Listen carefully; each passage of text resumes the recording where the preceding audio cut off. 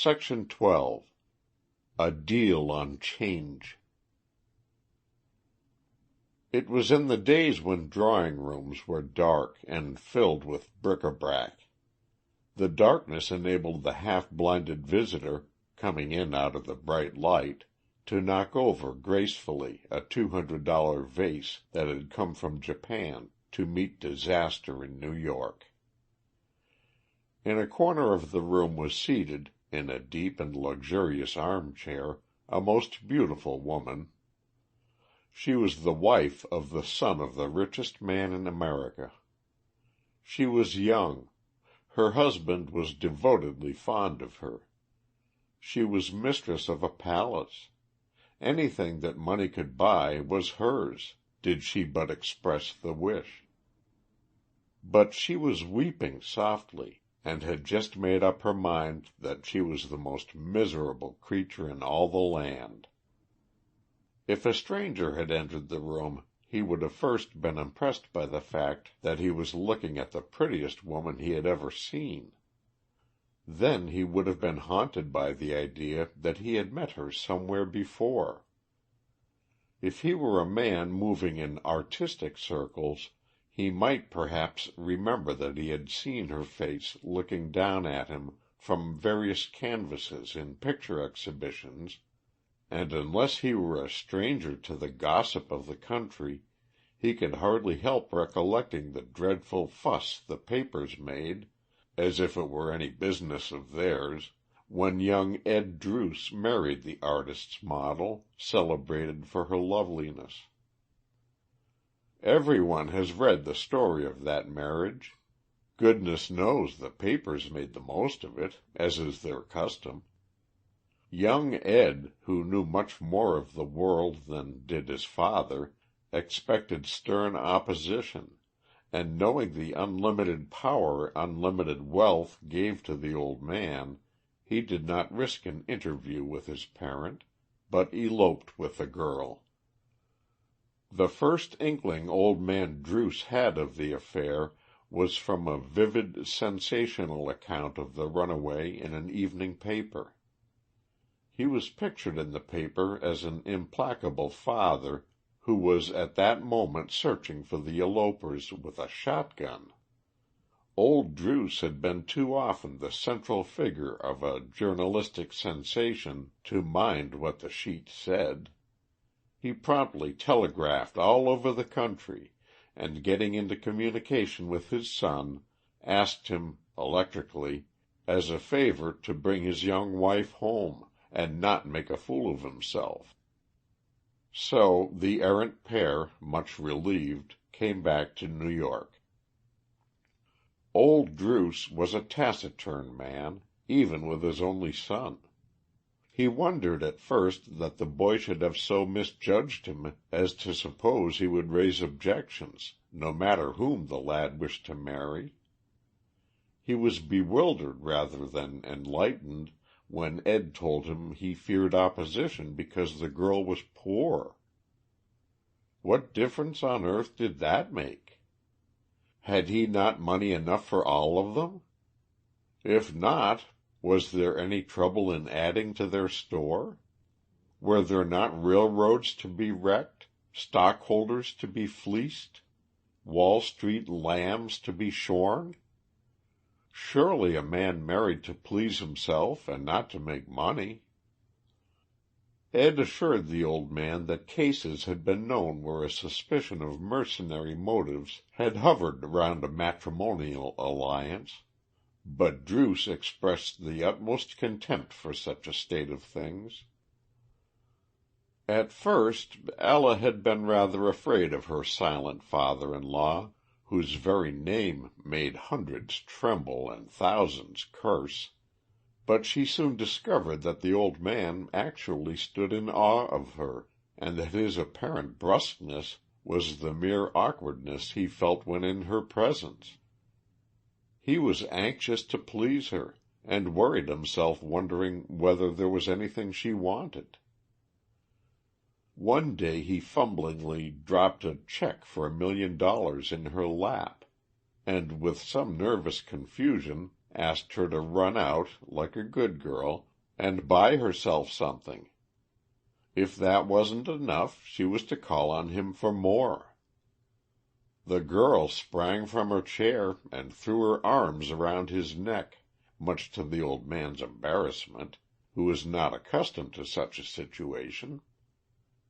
She kissed him in spite of himself, allowing the check to flutter to the floor, the most valuable bit of paper floating around loose in America that day.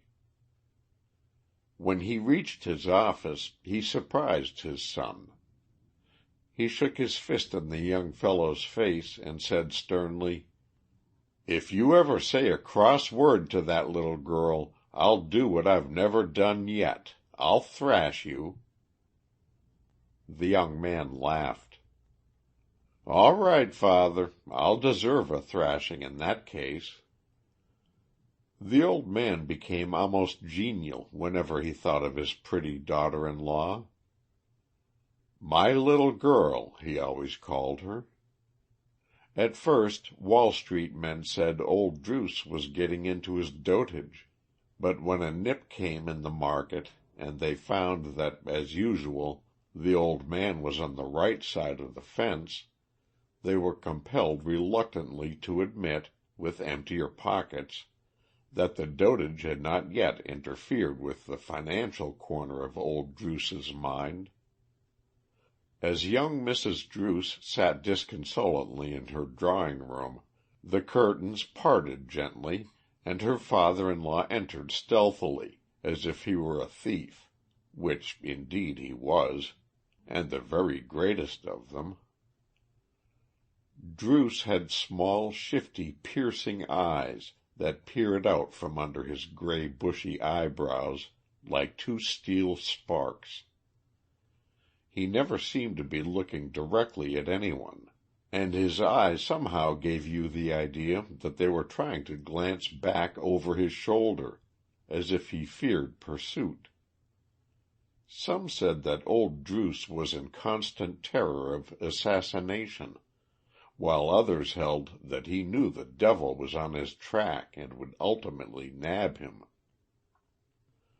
"I pity the devil when that day comes," young Sneed said once, when someone had made the usual remark about Druce. This echoed the general feeling prevalent in Wall Street regarding the encounter that was admittedly by all to be inevitable.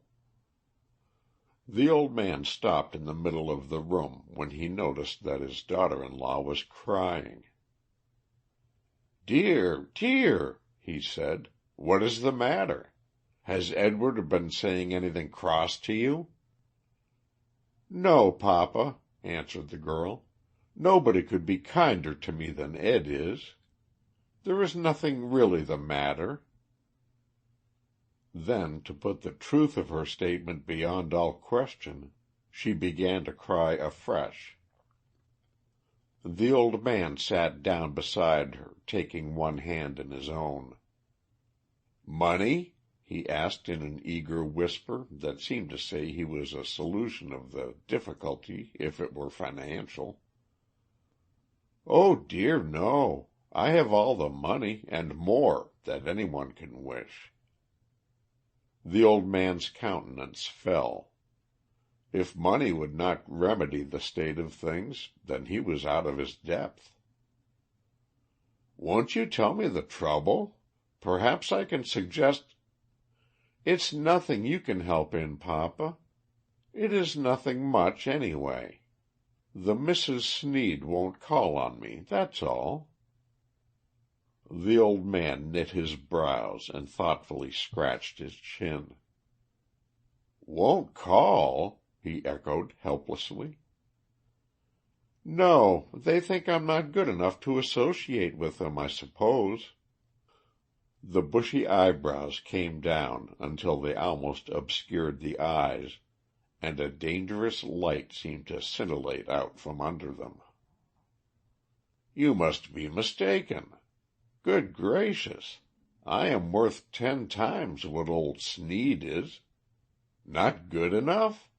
Why, my name on a check is—" "It isn't a question of checks, papa," wailed the girl.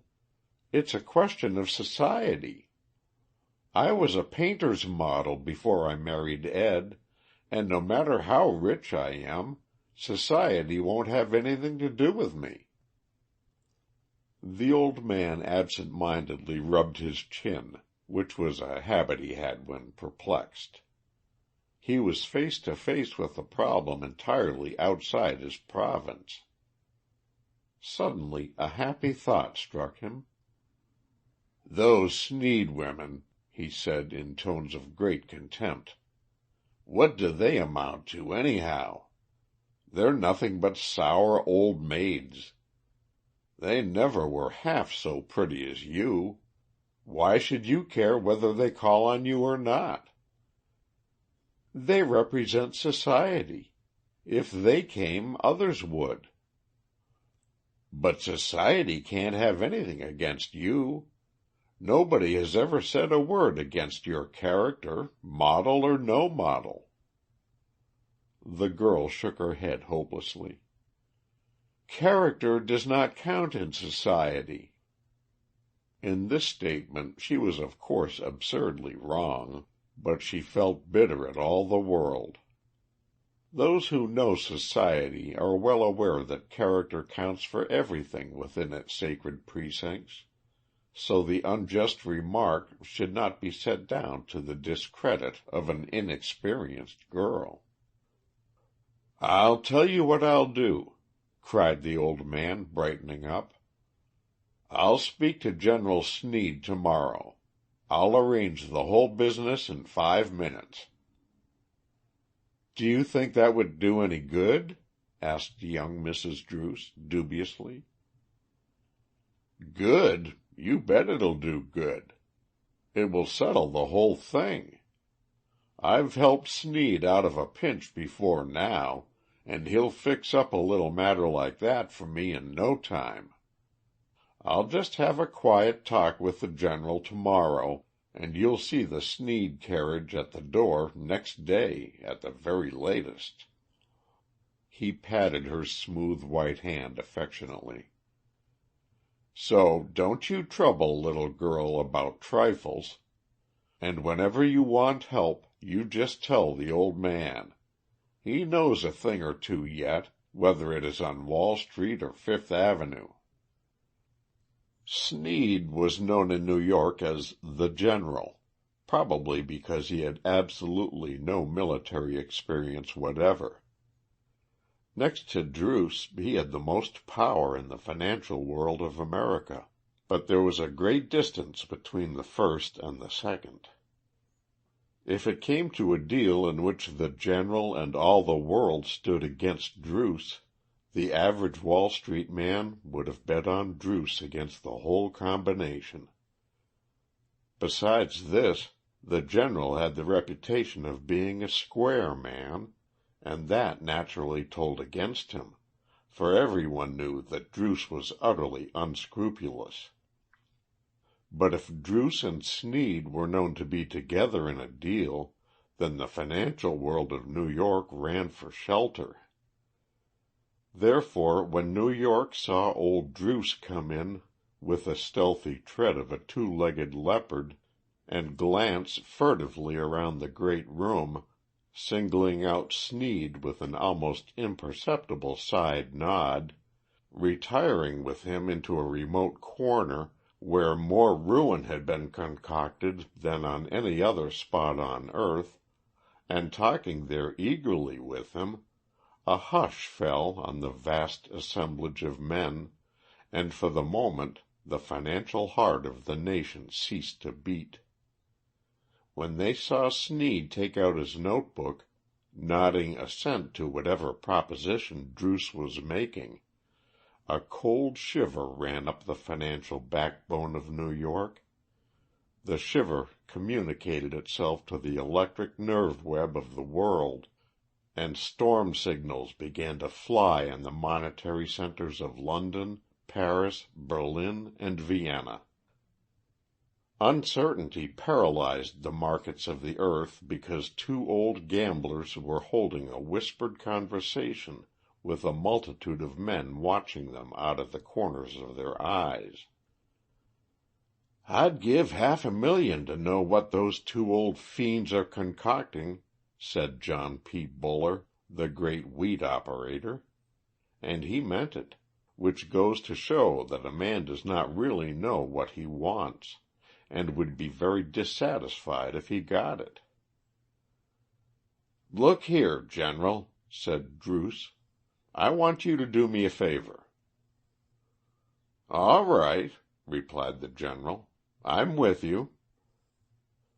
"It's about my little girl," continued Druce, rubbing his chin, not knowing just how to explain matters in the cold financial atmosphere of the place in which they found themselves. "Oh, about Ed's wife," said Sneed, looking puzzled. "Yes, she's fretting her heart out because your two girls won't call upon her. I found her crying about it yesterday afternoon." "Won't call?" cried the General, a bewildered look coming over his face. "Haven't they called yet? You see, I don't bother much about that sort of thing." "Neither do I. No, they haven't called. I don't suppose they mean anything by it, but my little girl thinks they do, so I said I would speak to you about it." "Well, I'm glad you did. I'll see to that the moment I get home. What time shall I tell them to call?" The innocent old man, little comprehending what he was promising, pulled out his notebook and pencil, looking inquiringly at Druce. "Oh, I don't know. Any time that is convenient for them. I suppose women know about all that. My little girl is at home most all afternoon, I guess." The two men cordially shook hands, and the market instantly collapsed. It took 3 days for the financial situation to recover its tone. Druce had not been visible, and that was all the more ominous. The older operators did not relax their caution because the blow had not yet fallen. They shook their heads and said the cyclone would be all the worse when it came. Old Druce came among them the 3rd day, and there was a set look about his lips which students of his countenance did not like. The situation was complicated by the evident fact that the General was trying to avoid him. At last, however, this was no longer possible. The two men met, and after a word or two they walked up and down together. Druce appeared to be saying little, and the firm set of his lips did not relax, while the General talked rapidly and was seemingly making some appeal that was not responded to. Stocks instantly went up a few points. "You see, Druce, it's like this," the General was saying. "The women have their world and we have ours. They are, in a measure—" "Are they going to call?" asked Druce curtly.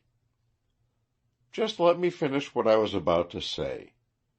Women have their rules of conduct, and we have—" "Are they going to call?" repeated Druce in the same hard tone of voice. The General removed his hat and drew his handkerchief across his brow and over the bald spot on his head. He wished himself in any place but where he was, inwardly cursing womankind and all their silly doings.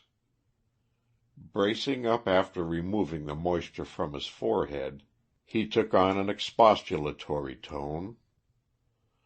"See here, Druce, hang it all, don't shove a man into a corner. Suppose I asked you to go to Mrs. Ed and tell her not to fret about trifles. Do you suppose she wouldn't, just because you wanted her not to? Come now." Druce's silence encouraged the General to take it for assent. "Very well, then. You're a bigger man than I am, And if you could do nothing with one young woman anxious to please you, what do you expect me to do with two old maids as set in their ways as the Palisades? It's all dumb nonsense, anyhow." Druce remained silent. After an irksome pause, the hapless General floundered on. "As I said at first, women have their world, and we have ours. Now, Druce, you're a man of solid common sense. What would you think if Mrs. Ed were to come here and insist on your buying Wabash stock when you wanted to load up with Lake Shore? Look how absurd that would be. Very well, then. We have no more right to interfere with the women than they have to interfere with us." "If my little girl wanted the whole Wabash system, I'd buy it for her tomorrow," said Druce, with rising anger. "Lord, what a slump that would make in the market!" cried the General, his feeling of discomfort being momentarily overcome by the magnificence of Druce's suggestion. "However, all this doesn't need to make any difference in our friendship. If I can be of any assistance financially, I shall only be too—" "Oh, I need your financial assistance," sneered Druce. He took his defeat badly. However, in a minute or two he pulled himself together and seemed to shake off his trouble. "What nonsense I am talking," he said when he had obtained control of himself. "We all need assistance now and then, and none of us know when we may need it badly. In fact, there is a little deal I intended to speak to you about to-day, but this confounded business drove it out of my mind. How much gilt-edged security have you in your safe?" "About $3 millions worth," replied the General, brightening up now that they were off the thin ice. "That will be enough for me if we can make a dicker. Suppose we adjourn to your office. This is too public a place for a talk." They went out together. "So there is no ill feeling?" said the General, as Druce arose to go with the securities in his handbag.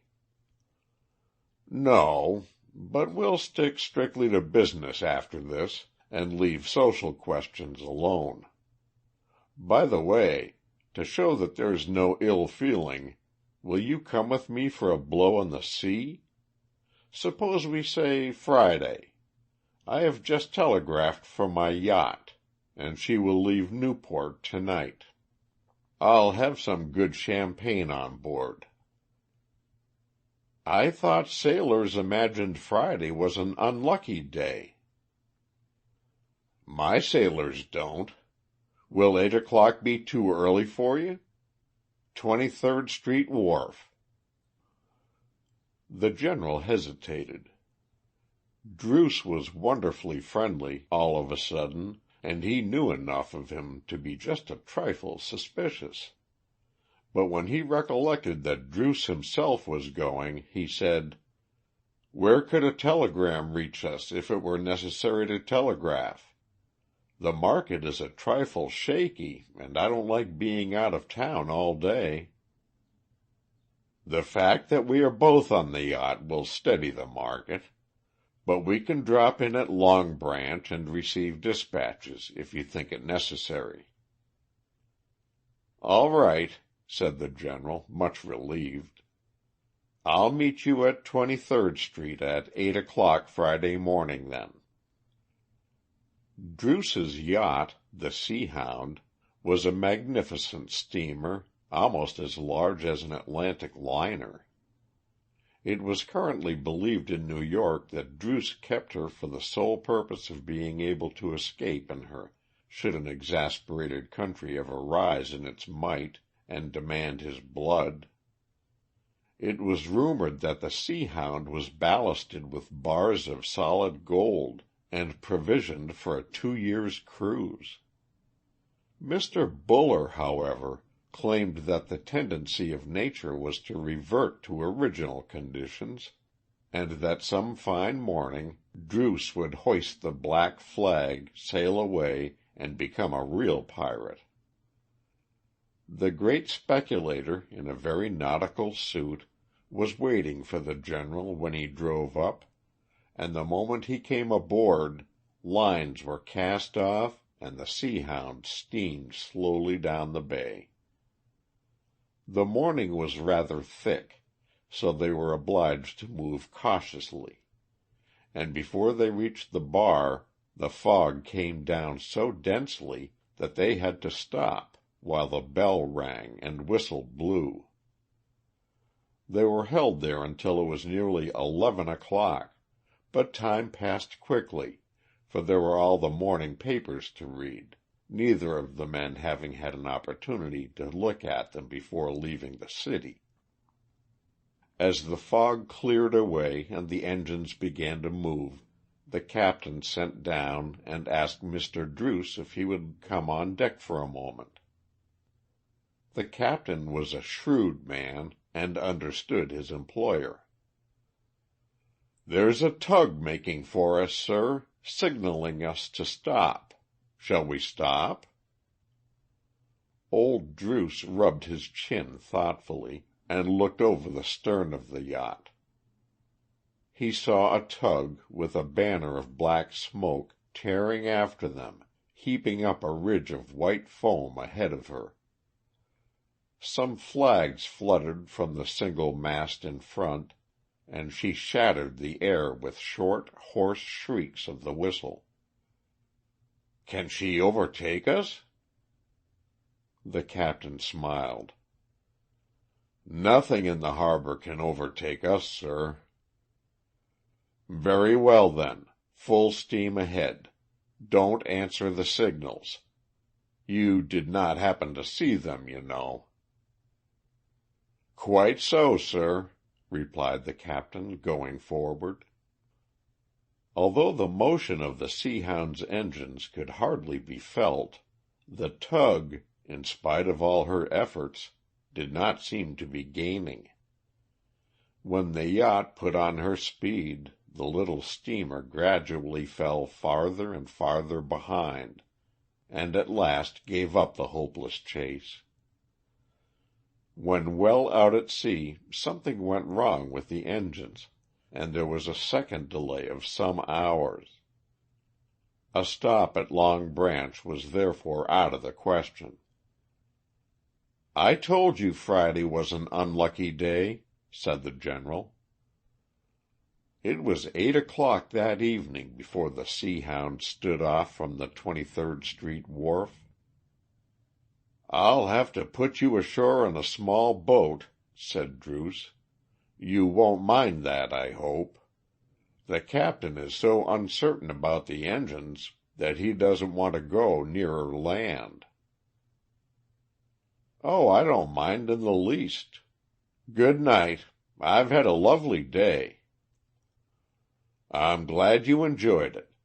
We will take another trip together some time, when I hope so many things won't happen as happened today."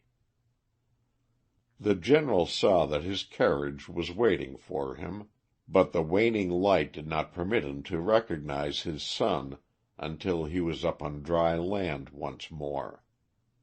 The look in his son's face appalled the old man. "My God, John, what has happened?" "Everything's happened. Where are the securities that were in the safe?" "Oh, they're all right," said his father, a feeling of relief coming over him. Then the thought flashed through his mind. How did John know they were not in the safe?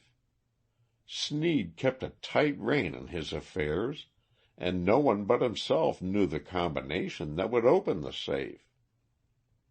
"How did you know that the securities were not there?"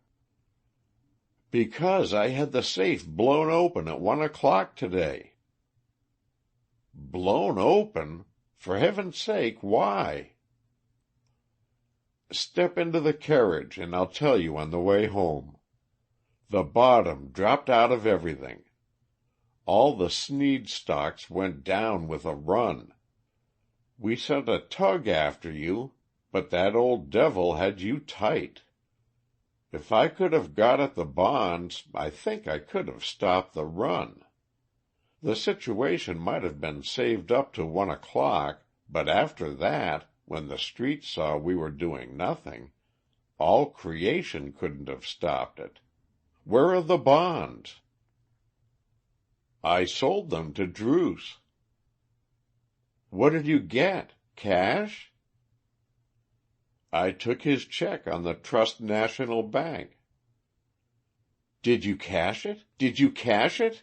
cried the young man. "And if you did, where is the money?"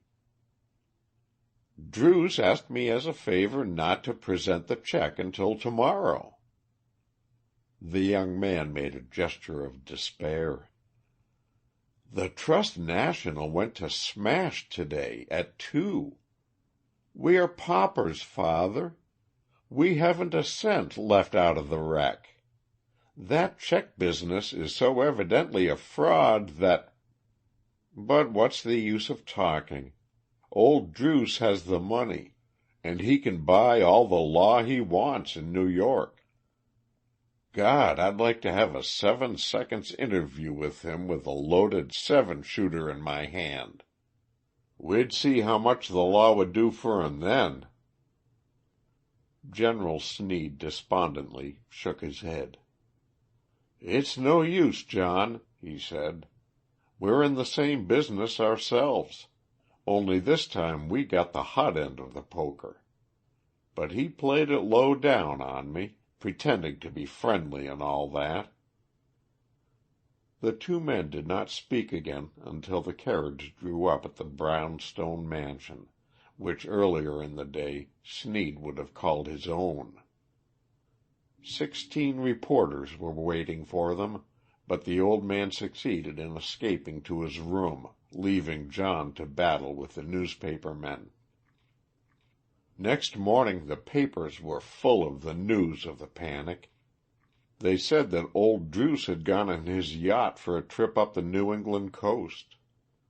They deduced from this fact that, after all, Druce might not have had a hand in the disaster. Everything was always blamed on Druce. Still, it was admitted that, whoever suffered, the Druce stocks were all right.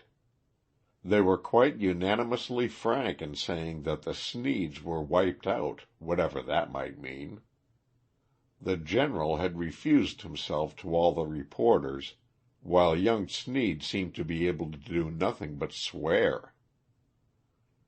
Shortly before noon, General Sneed, who had not left the house, received a letter brought by a messenger. He feverishly tore it open, for he recognized on the envelope the well-known scrawl of the great speculator. "Dear Sneed," it ran, "you will see by the papers that I am off on a cruise, but they are wrong, as they usually are when they speak of me. I learn there was a bit of a flutter in the market while we were away yesterday, and I am glad to say that my brokers, who are sharp men, did me a good turn or two. I often wonder why these flurries come, but I suppose it is to let a man pick up some sound stocks at a reasonable rate, if he has the money by him. Perhaps they are also sent to teach humility to those who might else become purse-proud. We are but finite creatures, Sneed, here today and gone tomorrow. How foolish a thing is pride! And that reminds me that if your 2 daughters should happen to think, as I do, on the uncertainty of riches, I wish you would ask them to call. I have done up those securities in a sealed package and given the parcel to my daughter-in-law. She has no idea what the value of it is, but thinks it a little present from me to your girls. If, then, they should happen to call, she will hand it to them. If not, I shall use the contents to found a college for the purpose of teaching manners to young women whose grandfather used to feed pigs for a living, as indeed my own grandfather did. Should the ladies happen to like each other, I think I can put you on a deal next week that will make up for Friday. I like you, Sneed, but you have no head for business. Seek my advice oftener. Ever yours, Druce. The Sneed girls called on Mrs. Edward Druce. End of Section 12.